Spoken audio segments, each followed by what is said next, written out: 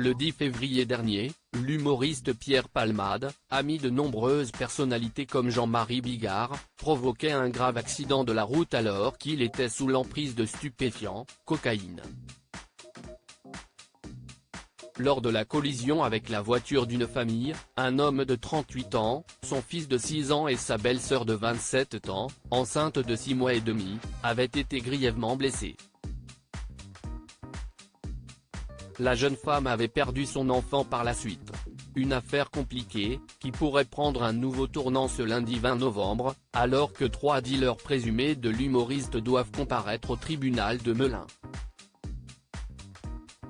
Âgés de 21, 22 et 31 ans, ils sont accusés d'avoir vendu ou livré de la drogue à la vedette avant son accident du 10 février, rapporte la Dépêche.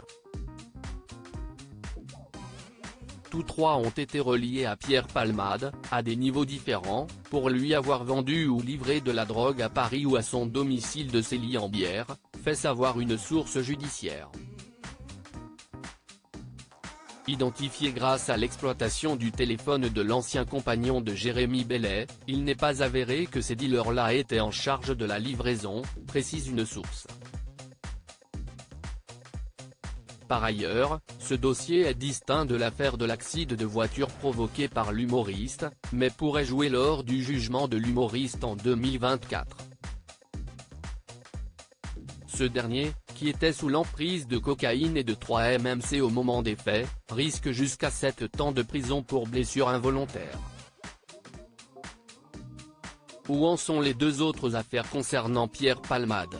Outre ce litige, l'ancien ami de Muriel Robin est impliqué dans 2 autres affaires, pour infraction à la législation sur les stupéfiants et pour détention d'images pédopornographiques, après des signalements aux forces de l'ordre dans les jours qui ont suivi son accident.